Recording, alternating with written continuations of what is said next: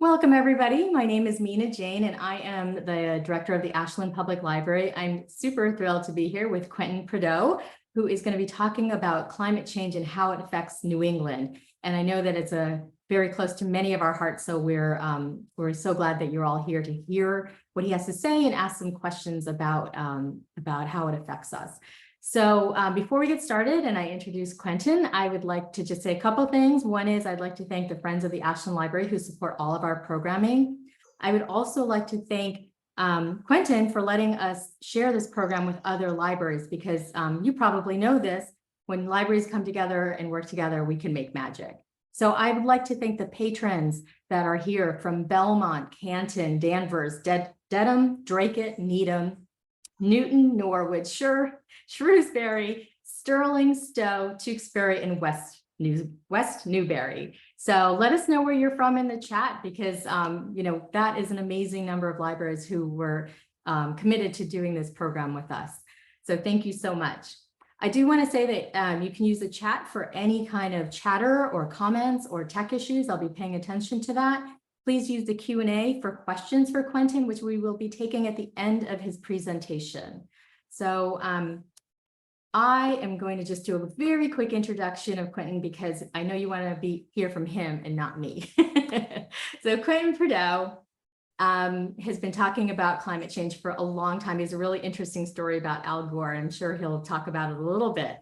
But the thing I was really interested in is he doesn't just talk the talk, he walks the walk. He has marched for climate change. He gardens his own food and produces hundreds of pounds of organic produce in his backyard. So I feel like he's a perfect person to talk about how we can make changes in our lives because of the effects of climate change. Quentin, thank you for being here. I'm so excited to hear your talk. Thank you so much, and thank you for the invitation. It's something I just really value being able to do. I appreciate having the opportunity to speak, as well as just appreciating libraries. Everything you do, and what a list of libraries. So impressed. So thank you very much for the opportunity. Absolutely. Like I said, we have a lot of people here that are very fascinated with this topic. Wonderful. So shall I start off? Yes, please do. Very good. Okay, so thank you everybody for being here. I have a presentation. We'll go through it. I will make sure that there's time for Q&A at the end.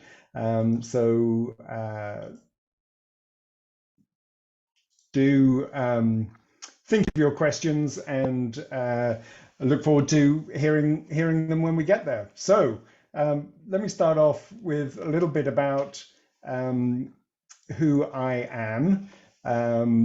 It's my name. Work in a number of organizations. One in particular is Sustainable Wellesley, our local green group. Here is me with my family in my garden. Not all native plants, but increasingly native as time goes by. My son had just graduated high school. He's now graduated college. My daughter has now graduated high school, and my wife Delissa, who's been looking after us all as we all did those graduations. I graduated with a master's in sustainability just this summer. Here is me experiencing the local culture. You might have noticed that there's something going on with my voice. It's called a British accent. It's something that I've had for quite a while. There's a lot of people had it where I was growing up, and there's only one cure really, and that's to emigrate. I took the cure a little late in the year 2000 when I came from London to Wellesley with Delissa and my son. And here's a picture of me working on the accent, but it didn't stick, unfortunately. So let's get started. We know this is about climate. You've probably heard talk about greenhouse gases. So we'll do just a little bit of science to get grounded on that. I can pick lettuces. Mina talked about I grow food. I can pick lettuces in Wellesley when there's snow on the ground because I have a greenhouse. It's the one in the bottom right. It's not so fancy. They're really just cold frames. But how they work is they let the heat and the light from the sun in, and they don't let the heat out. So it ends up warmer on the inside than it is on the outside. We see the same effect if you leave the windows rolled up in your car on a sunny day. The car acts like a greenhouse, and that's why you shouldn't leave a pet or anything like that inside the car. It can get up to 123 degrees inside, even if it's only 80 degrees outside. The car acts like a greenhouse. And our whole planet acts like a greenhouse, and other planets act like a greenhouse. The closest planet to the sun, this isn't to scale, isn't Mercury, but it's Venus, because Venus has a very strong greenhouse effect. It gets up to 750 degrees, which is just crazy. And we have the same effect here. So we have the heat and the light coming in from the sun. We have in the atmosphere a blanket of carbon dioxide, and that's really about as scientific as this gets. We've got CO2, that's one carbon, two oxygen, make a very, very simple molecule. But what it does is it keeps that heat close to the surface, just like the glass of a greenhouse. And it's a good thing that it does, because if it didn't, we would be more than a mile deep in ice here in Massachusetts. So that warmth being kept in, particularly at night, means that we're not in an ice age. The trouble comes if we start messing with that amount of carbon dioxide, and we are. We're changing the amount that's up there. These are many of the sources. The big ones are in red. They're the fossil fuels, coal, oil, and gas. And they're called fossil fuels. You dig up coal, it literally has fossils in it. So when somebody says fossil fuels, that's what they're talking about: coal, oil, and gas. Quentin, can I interrupt you for 1 second? I think we're seeing your slides with notes. Oh, no. Yeah, can you switch it? Yeah, thank you. Always the way it works. Mina and I tested this before we went, and perfect. Got the other one. And this time it works. Yes, is that good? Yes, it is. Thank you. Okay, excellent. Sorry about that. You can correct me for the notes that I missed when I didn't say the right thing with the slide. So there are other major contributors. Industrial agriculture is actually a large one. Cows emit other greenhouse gases other than carbon dioxide. If I can put this politely, from both ends. Methane is a extremely powerful greenhouse gas. Cement manufacture, landfills, fertilizer, lots of things add to the amount of carbon dioxide and other greenhouse gases that are up there. And we're emitting so much. As just one example, New York City emits 2 tons of carbon dioxide every second. So if we were able to see those, and they all came out in the same place, it would look like this.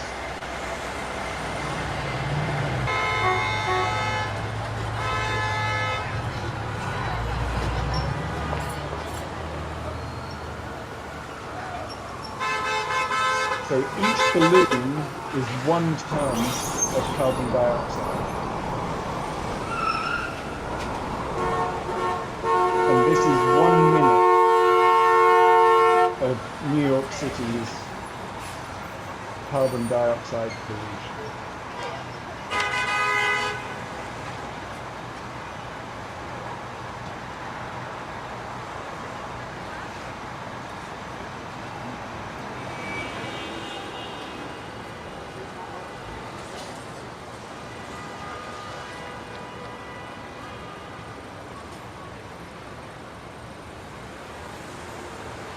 if that's a minute, this is 1 hour.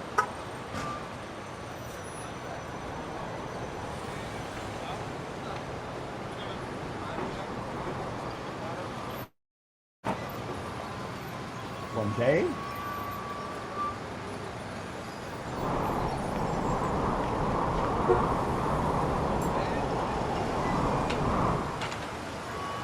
And 1 year.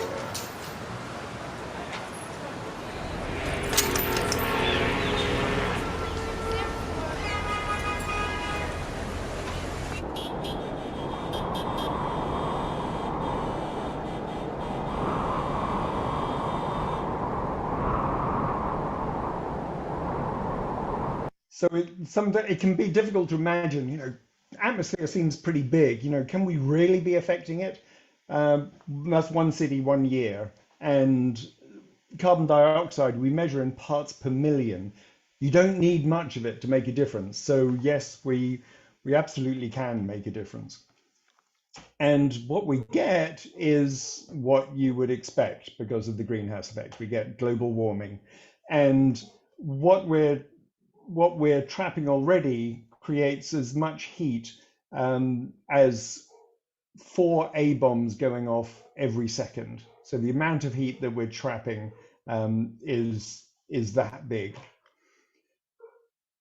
Carbon dioxide is been increasing rapidly. If we look at that on the decade level, and we look at now at the warming that's creating, we can see that going up, and we can see it going up at a speed that hasn't really ever happened before. It's faster than it has been for millions of years. So you can think about either where you are is getting warmer, or the equivalent is how far south would I have to move to get that warm? So here's Massachusetts, and if you take 1961 to 1990 as kind of the standard time, how fast are we moving south? If you think of that heating, what's the equivalent in how far we have to move south? Well, if we don't do enough to limit our emissions, by the end of this century, we're ending up in South Carolina. Now, South Carolina is a very nice place. I've been there, but I don't really want to be taken there against my will, along with my whole state. And we get other issues as well. You can see them listed on the right-hand side. So the effects can be quite dramatic, quite serious. And if you think about where crops are able to grow and what they're used to, and the soil that's available to them, it's a fragile system that we're really making very significant changes to. And it's more than just heat. So here's another little piece of science, and it's these 5 words. Warm air holds more water. So if you have a cold shower, you don't find the condensation on the mirror when you get out. If you have a hot shower, then you do. It's the warm air that carries the water. And that's why you get this kind of strange sort of opposites happening at the same time.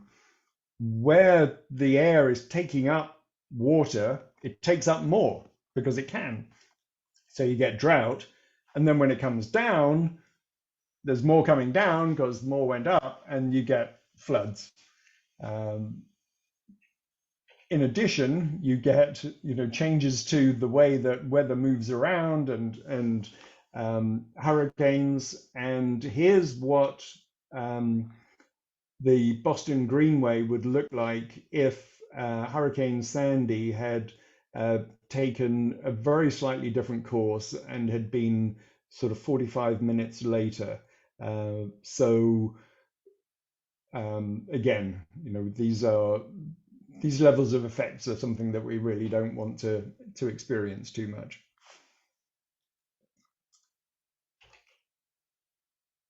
I won't read out all of these, and I do want to get to questions. So as is my style, I tend to go a little quickly through things. So I apologize if you are trying to read every word.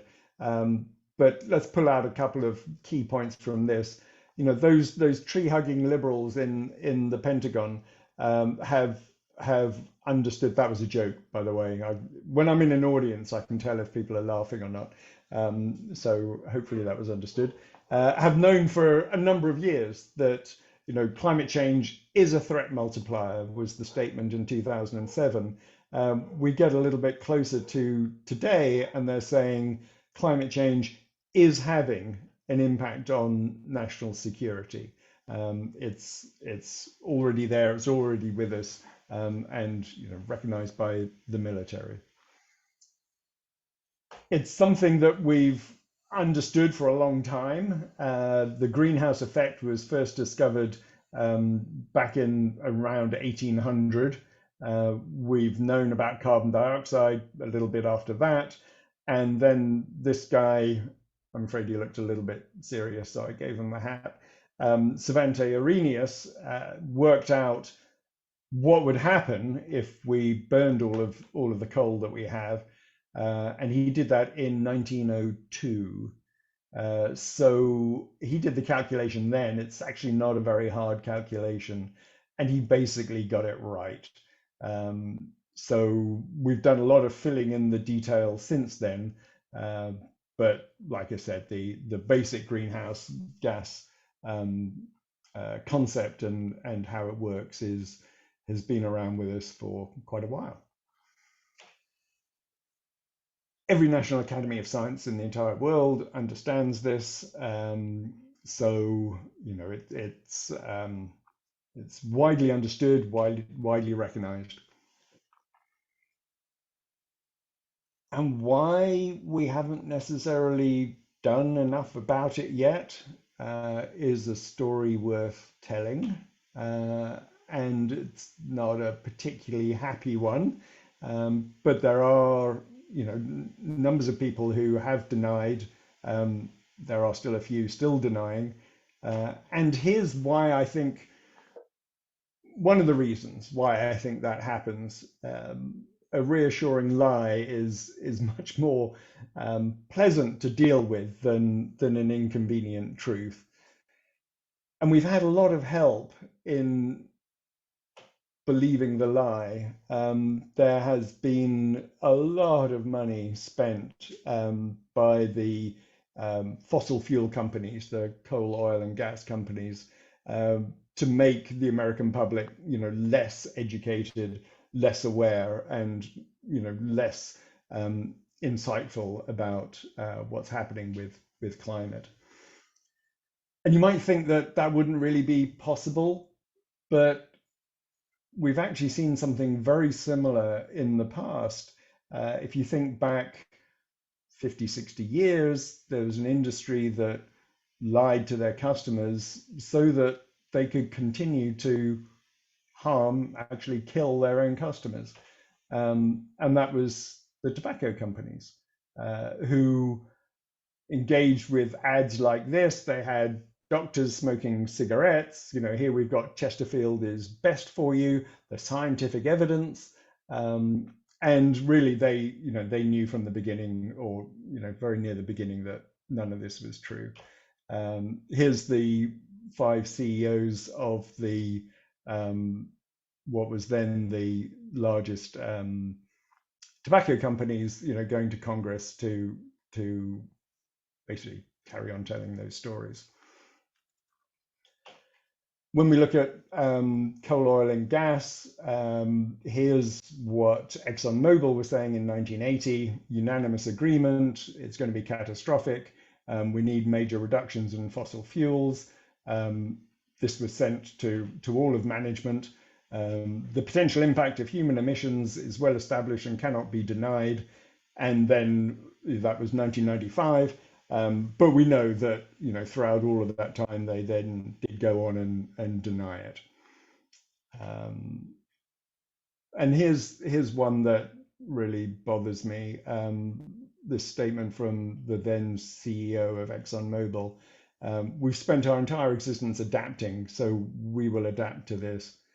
And what he's saying there is, we will adapt to wildfires in California. We will adapt to hurricanes in New England. We will adapt to the mostly this is more wildfires in California. We will adapt to an industry that turns, what's on the right there into what's in the left. It's dangerous stuff to get out of the ground. It's dangerous stuff once you have got it out of the ground. It's not good for anything it touches, and we end up in places in the world we probably wouldn't be, doing things we probably wouldn't be doing. And the reason behind this seems to be this, yes, the planet got destroyed, but for a beautiful moment in time, we created a lot of value for shareholders. And I think we can do better than that. And we need to do better than that now, is really the important point. Sort of on a personal note, just around the time I started giving these presentations, I was diagnosed with cancer. I am all better. And a lot of people in that situation, they raise money for cancer charities. I don't do that. A year after that, I was diagnosed with a neurological wasting disease that's literally 1 in a million. It's difficult to diagnose. I was diagnosed. I got better from that. And people in that situation often work on awareness campaigns. And I don't do that either. What I do is this. And while I'm enormously grateful of the people that do the other things, here's why I focus on climate. It's because it's one strike and you're out. Global warming does become irreversible, and this is our one chance to fix it. It isn't something we can fix later. So we don't want to be in the situation of, should have swung. And if somebody can find me a New York Yankee picture failing to swing at a strike, then I would gladly replace this. So that's the tough part, the hard bit. It's just a setup for this, which is the solutions. So what can we do about this? Fortunately, there are other things we can do. Here's solar power from starting top left, the 1700s, the 1800s, the 1900s, and now into the 2000s. We have just an incredible growth in the amount of installed solar power. It's one of those curves that you turn your back and it's just taking over, and is still going in that direction. Back in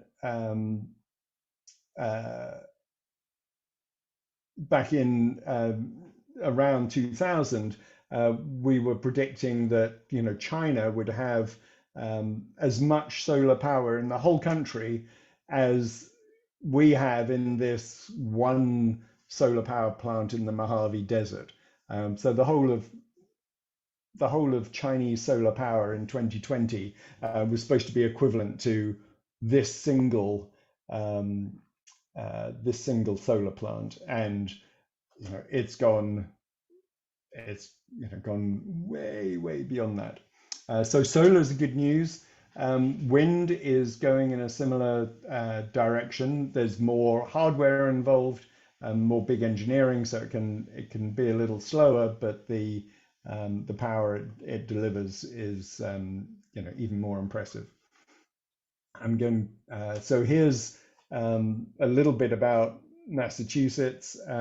We have Cape Wind was going to be 646 megawatts, but the one that's beyond that is going to be significantly larger.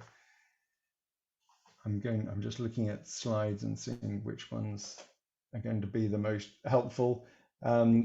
Here's something about what happens with pricing, and it's worth pointing out that this is a technology learning curve that happens over and over, and this is one of the things that government can really make happen. By increasing the volume of demand, it reduces the cost.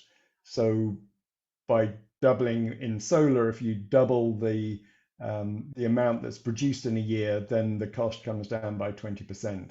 And that's a trend that's been going for 40 years. So that is one way in which interventions just advance the cause of introducing these new technologies.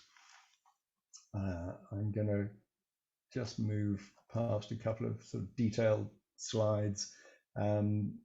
Here's the awareness that is growing in the upside, the opportunity, the possibility of acting on climate. In the country I'm from, coal, there was a short period where coal wasn't being used at all for the first time in over 100 years. We can save lives. Oh yeah, top right.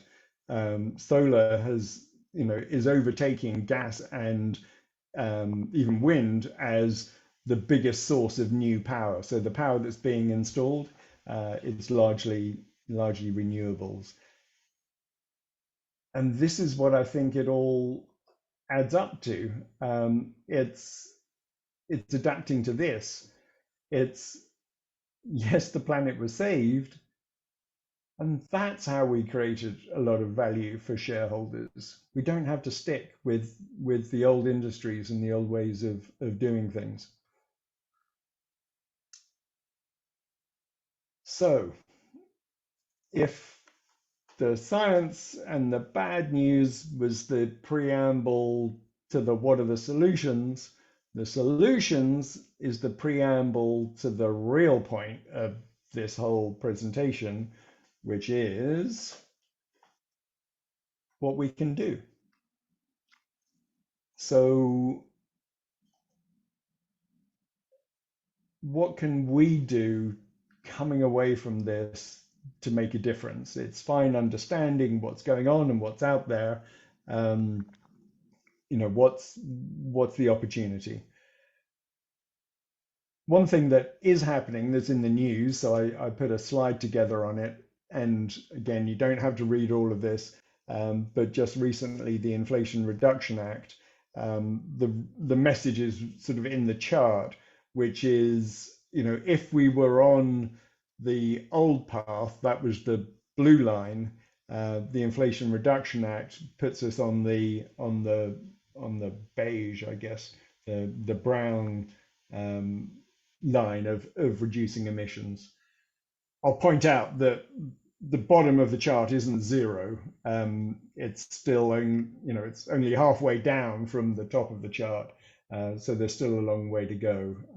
But there's, and I expect we might have some questions on this. There's a lot in there that can really make a difference in the US. There is a lot more action required. We've left it so late that the steepness of reduction that is required is still more significant than anything that we're currently planning to deliver. And as a sort of recognized green person, I find that people can can see this whole concept as judgmental, that it's all about doing things wrong. You know, you shouldn't be driving that car, you shouldn't be, you know, eating that meat. And I think the important message here is this one. It doesn't matter where you are, it matters where you're headed. And it doesn't require some people to do everything. It requires everybody to do something. And wherever you are, let's think about the next step. I take inspiration from this guy, age 14. He saw a picture of a wind turbine and decided to make one, and did that and brought electricity to his village for the first time ever, in Malawi. He has now done his undergrad, I think it was at Duke, and I think if he can do that, I can do something. And if Greta Thunberg can do what she's done, then I can do something. This was her in when she was 15 years old in 2018. There was no big movement around her. She was on her own. She was doing the strike every Friday for climate, outside the Swedish parliament, and she just kept going. And I think if she can do what she's done, I can do something. And I've tried to break it down into these 5 things, and I'll go into each one. So my request, my suggestion is, you know, pick one of these, see what works best for you, and if you're going to change something, you know, maybe it's in one of these. So hopefully you've learned something. You probably knew some of it, maybe you didn't know all of it. There is more learning to be done, and that can be helpful and motivating, and you know, increase your ability to move forwards. So learning is a good thing. Reducing certain things is a great idea. Stuff, energy, meat. Those cows, they produce a lot of gas, like I said, at both ends. So, you know, all 3 of those are important. You know, don't buy plastic crap from China to give it to a child who's going to be entertained for 20 minutes and then throw it away. So the classic reduce, reuse, recycle, with a couple added in there, you know, refuse, just don't get it in the first place, and repair it if you can. Speak up.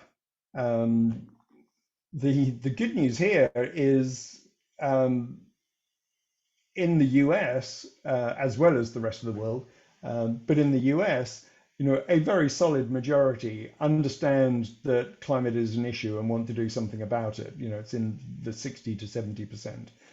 So while it can feel, you know, it's not generally part of people's conversation, so you might feel that, you know, everybody else isn't thinking about it, but chances are they are. And you now have hopefully a little more knowledge, information. So, you know, share that. The 2 things that have been shown to change people's minds reliably are the bit about every national science body on earth. There is no controversy about this. And the cigarette doctor, the smoking analogy has also been shown to change minds. So join the dots, write letters, march. Was mentioned at the beginning. This was a march in 2014. Not, well, one of the top 10 attended marches in the history of the United States. So that's a good day out. It was a worldwide march. Like I said, you can write. Here's a letter I had published in the Boston Globe. And you don't have to go completely crazy. I love this one. Are you coming to bed? I can't. This is important. What's important? Someone is wrong on the internet. You can go down the rabbit holes. So save yourself from that. Get engaged. Don't let it ruin your life. Next one is vote. Changing laws is even more important than changing light bulbs. Tell everyone local politics is really important.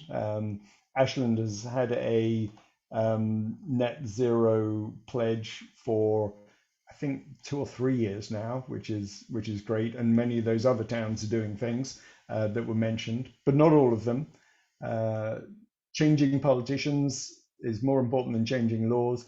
Let the leaders know. And eventually they will listen and vote like it's important. So there are many issues that we can think about. Like I said, I think this one goes to the top of my list because we simply can't fix it later. And join your local green group, your local sustainability group.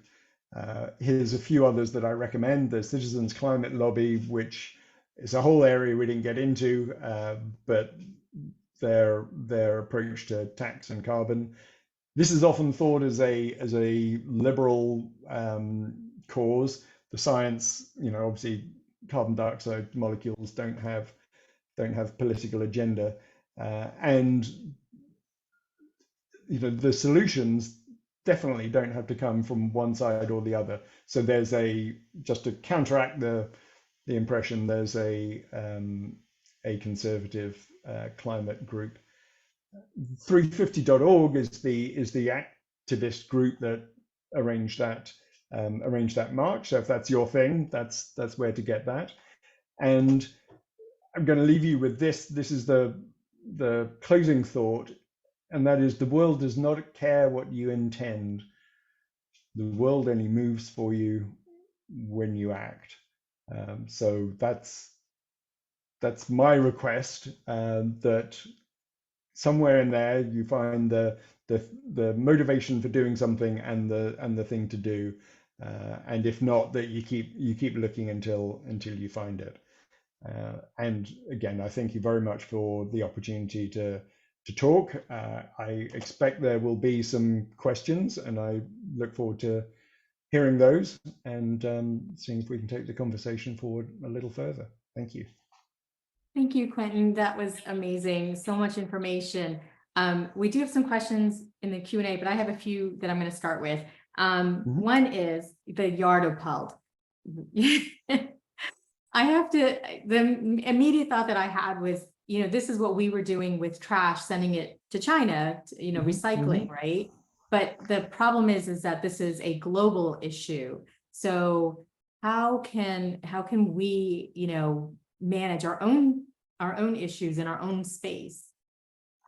I think that's a really great point. And the idea of managing, the first thing is to do that, to make that decision to manage our own issues in our own space. And clearly, well, in the US, that's changed over time. And I'll also re-emphasize the very local. I'm on the board of Sustainable Wellesley. All of our board members we're a town meeting town. All of our board members are in town meeting. That's a way of being involved and being able to have an impact. So everything from the local, that might be the politics that's the thing that you relate to. It might be diet. It might be children and schools. It might be cleaning up your own emissions, every car, or putting in heat pumps.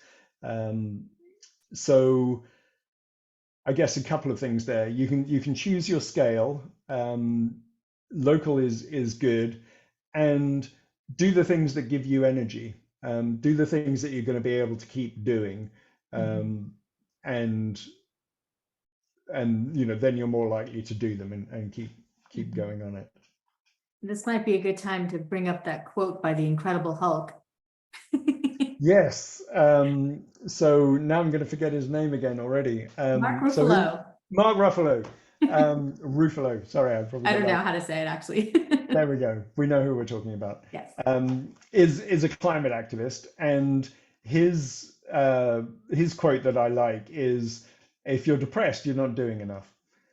And there's so much that you can worry about. You can doom scroll, and get lost in the bad news. When you're doing something, that's the only thing you can be concentrating on. And while you're concentrating on doing something that's making a difference, you're not feeling depressed. So so I like that. If you're unhappy about it, do something. Right. And you're also connecting with people that have the same passion. Yes, definitely. And there are so many out there. Like I said, it's it's a majority that would say, yeah, we need to do something about this. And you really don't have to look very far before you find other people that are really passionate about it as well. And I have one more question before I go to the Q&A.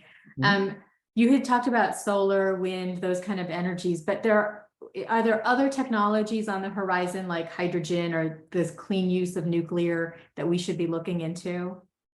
Yes, I think all of those. There's more than one thing got us into this, and more than one thing is going to get us out. And I see it in kind of two phases. The first thing is we have all the technology we need already. It already exists. We don't have to invent really one more thing to fix this for good. So that's the first message. There are countries using twice as much renewable energy as a percentage as the US, or the Spain ran for a period of time 100% on renewables. So we can go all the way with the technology that we have. And there will be more technologies. So what you mentioned, storage is one of the next big areas of development, and there's so many ways to do that. You can have flywheels spinning in a vacuum on magnetic bearings, all the way through splitting water into hydrogen, like you said, pumping water uphill, melting sodium, warming up sand. Batteries. I forgot batteries. So there's all of these technologies are coming, and yeah. Okay. I completely lied. I have one more question. I've been thinking about California with the heat waves, and even we were asked, during a heat wave to like conserve water and things like that. But, we're not seeing the corporations doing that, like huge corporations using huge amounts of water, things like that. So how can we make our small difference when those big differences don't feel like they're being made? Great. So a couple of thoughts on that. One is most people vote, and it would be quite easy to say, what does my vote matter? They're not going to win or lose by one vote, so why bother? But we know deep down that really you need to. I hope most people watching do and understand that. And you don't know where your impact's going to be, so you've got to be in the game is the first thing. And you don't know where the impact's going to come. So I know somebody who gives a talk like this in Australia. They gave a talk, much like this one. Somebody came up to them afterwards and asked them a few questions about it, And several months later, they were the deciding vote in the parliament on putting through a big new green initiative. And you really don't know where your ripples are having an effect. So the ripples do even reach the corporations, is finally the point I'm getting round to. You can do it sort of passively just by what you buy. You can do it more actively by telling them. And if you know people that work at those corporations, you can tell them directly. Or if it is your corporation, you can have that effect. Mhm. Thank you. So yeah, let's go into our attendee questions. Anita asks, do you think that in a residential area, if you don't want roof panels, ground panels can still make a difference? And I'm going to ask everybody to put your questions in the Q&A so I can keep track of them. So yes, the great news about solar is it's free money. So there are a lot of very good solar installers now. The town you live in probably has a recommended list, and shouldn't be too difficult to find. And the installers will help you. So I think if the question was about roof solar or ground mounted solar, costs a bit more on the ground, but it's perfectly good, and you don't need uninterrupted view of the southern horizon at all. And in fact, even facing due west can be, well, it's actually very good for the grid. So get 3 quotes, and it's more complicated than buying a fridge. It's probably not much more complicated than buying a car, which is something we're all capable of doing. So yeah, we have several questions about electric cars. Susan says, are electric cars really saving energy? How do we know that the fuel consumption to produce the electricity needed to power electric vehicles is less than the fuel needed to fuel a gas or diesel vehicle? Or is it being produced with clean energy sources? Great question. We do know, and the answer is yes, it is less. I think, there are certain cars in certain states under certain environments that it may be a bit of a wash, depending on how you count things. But electric cars create fewer emissions than internal combustion engine cars, period. And if you look at it from the other end, if we're going to get to zero emissions, which we need to do, then we can't possibly get there if we're driving internal combustion engine cars. There may be other things that that need to get cleaned up further up the supply chain. So if it is really dirty fuel oil that's being burned, or coal, gas, we can fix that too. But we can't fix it if we don't have electric cars. And electric cars have all sorts of other benefits. We talked about batteries and storage. The grid becomes, we get to put energy into cars at, during the day and take it out at night, or vice versa. So we've done the math, and the answer is they're a good thing. Henry asks, and Maggie adds on to add on about the battery disposal and the lack of rare elements. And Maggie says she had a question similar to Susan's about the electric car battery disposal. And what type of car do you suggest? I suggest an electric car. I know they're hard to find at the moment, but keep looking. I think you mean, what kind of electric vehicle do you suggest? Is there anything in particular we should be looking for? I don't know of any bad ones.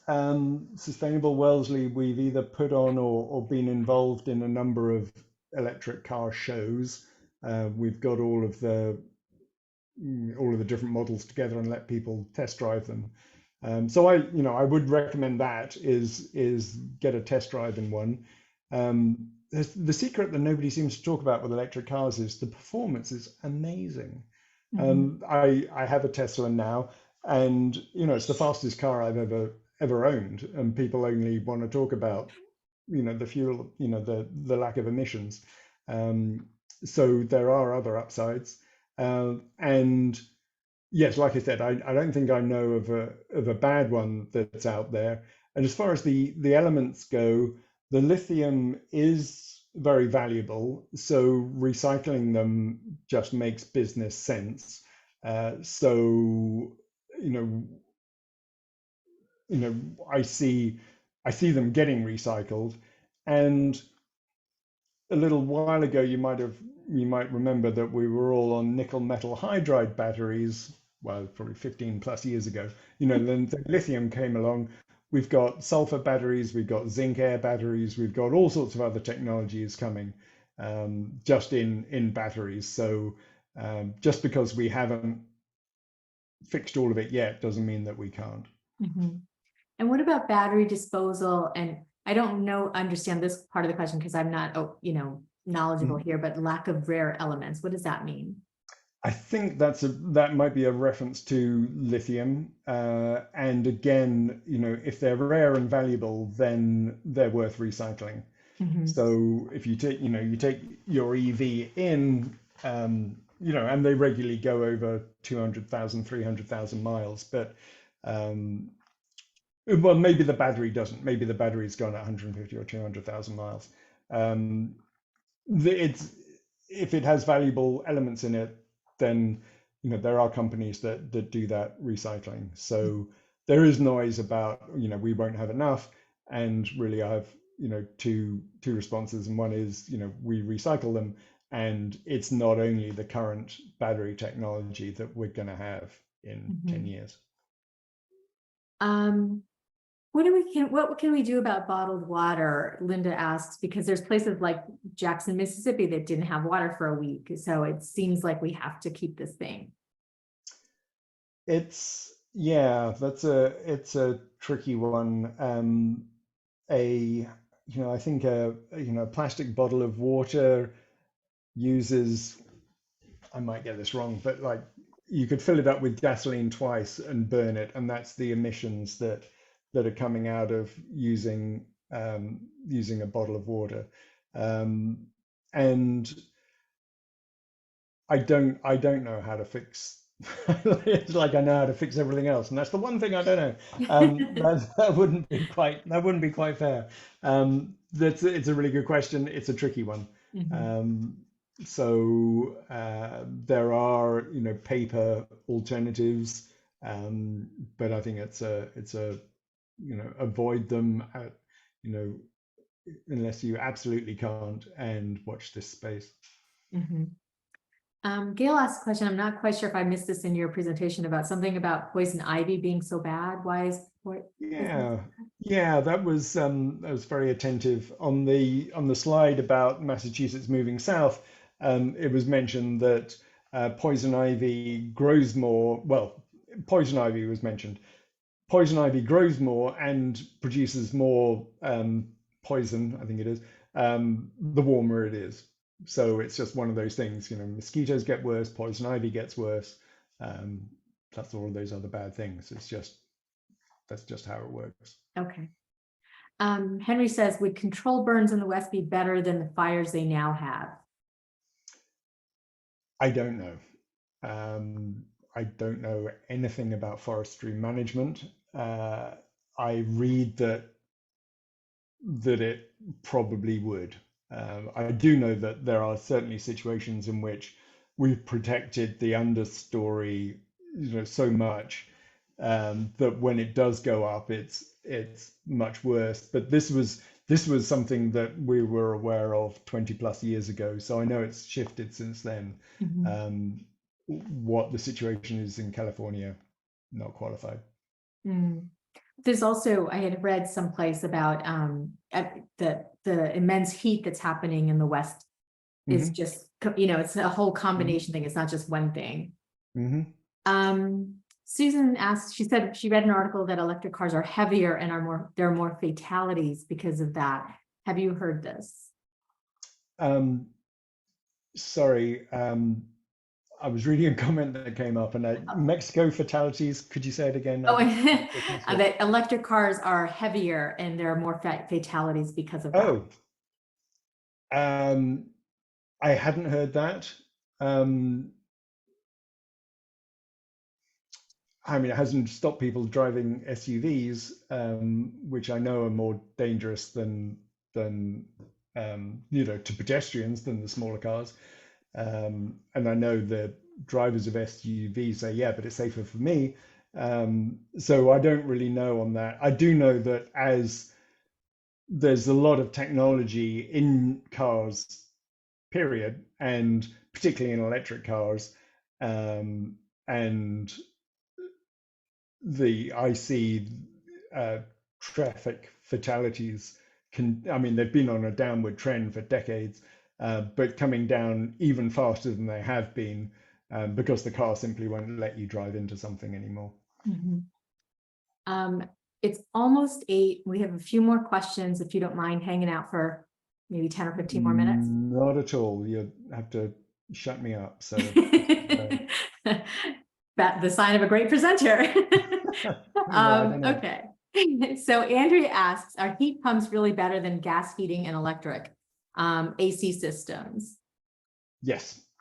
And there's, I stopped sharing. I'm gonna go back to my slide to crib. There is in the Inflation Reduction Act, which a bunch of incentives that may not be in until next year, but the incentives last until 1932. And too many slides in this presentation. Someone should cut some of those out. Yeah, that's so $8,000 to install heat pumps. Yes, they are. They're much more efficient. So a heat pump, for those not aware, is like an AC system that can run in either direction. So the magic in an AC system or in a fridge is a fridge can take heat out of the inside and dump it into your room, even though the room is hotter than the inside of the fridge. So it uses energy to just make stuff go in the opposite direction, heat go in the opposite direction. You could, if you think of the reverse, you could take heat from outside and dump it inside the fridge. And that's what an AC system does, and that's what a heat pump does in both directions. So in winter, it's working one way, in summer, it's working in the other. And it's efficient because it's using heat that's already there. It might not seem that there's any heat outside in the winter, but there actually is. And if you do the right stuff with gases, you can suck that heat out and dump it inside your house. So it's much lower emissions, and in most cases, well, I think with incentives, in all cases, cheaper as well. Is it true that heat pumps, you have to replace them every 10 to 15 years? I actually don't know the longevity. I expect them, the manufacturers quote something around that in the same way that they do for gas boilers. So, your mileage may vary. I can think of one very reputable supplier, Mitsubishi, but there are others, and Train US. So you'd have to find out. I suspect that it's that sort of time on, like I said, on the template, but you might well get more out of it than that. Lisa asks an interesting question. I've never heard this. How do you fix the weight of globally dammed water that has changed the tilt of the Earth's axis and Earth's rotation, which has also affected the tilt orbit of the moon? It hasn't. Sorry, I have a degree in physics, and that's just not how it works. So I'm not sure where that came from, but that's not an effect that we have any that exists to the level that needs to be a concern. Linda asks a really interesting question. It's in the chat and it's kind of long, but I'm going to kind of bring it down to the main question is, if everybody created their own microclimate in their community, we would make an impact. Do you know if towns are doing their due diligence, notifying citizens of what's available to become green inside and outside? Yeah, that's all all good points, and that makes me, um, and hopefully some of those are coming out from the presentation about what you can do, sort of either inside your own house or locally.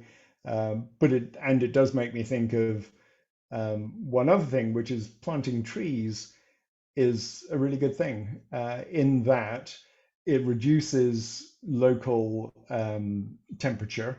So it can be, easily several degrees, but also, up to 5 or even 10 degrees cooler where there are trees versus asphalt.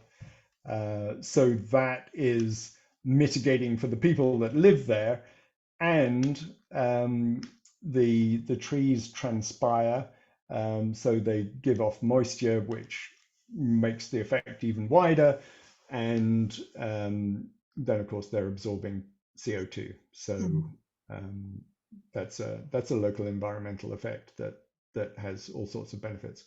And if they're native trees, birds, wildlife, etc. Excellent. Lisa said she heard about the tilt thing on Nova on PBS.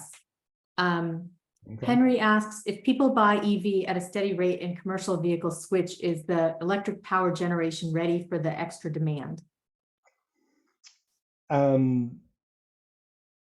It's not there today, all of it. So we couldn't switch over tomorrow for that reason. And like I said, there are countries that are way ahead of the US as far as implementation of renewable energy. So there isn't any, there's no basic technological barrier to uptake. And yes, we need to change the grid. We need to change, how energy is stored and transported, as well as created. And the technology all exists. It'll get even better. Other people have already done it. And if you want a job for the next 30 years, those are probably good industries to be in. Absolutely. We're going to take one last question, and if people are heading out, please let us know what you thought of this program in the chat. Chuck asked, can you talk about the opportunities in the Inflation Reduction Act and the 2 recent Massachusetts acts for climate initiatives? I know a little, so, but not a lot. I think one thing I will say is organizations like Mass Save are very powerful and very effective at helping you understand, and me, when I contact them, understand what that means for what I can do. So if the motivation behind the question is, what does the act do to help me buy a heat pump, or what does this change mean about, whether I should insulate my roof or not? There are organizations that, as well as the vendors, who can make that, translate all of that for you. In between that detail and these are good things, I don't have a particularly strong understanding of the ins and outs of those different acts. Even though I probably should. I try not to say things that I don't understand. Well, it just seems like it's very hopeful that something like this has finally happened after so many years of, as you said, this has been known for a long time, and not there hasn't been a significant amount of money put into it. Yes, it's very encouraging. Definitely. Well, that is a great note to leave on. Thank you, Quentin, so much for this informative and really important conversation. Maybe we can have you back again in a few months when we can talk again about what's going on with the Inflation Reduction Act, how the impact it's had on our communities. Very good. Thank you so much. I really appreciate the opportunity, and thank you for all those great questions. Oh, absolutely. Our our attendees are super smart and really curious. So I again thank everybody for being here from whatever library or community you came from. I hope you walk away with something that makes you want to go out and plant a tree or something. Have a great night, everyone. Thank you. Good night, Quentin. Bye.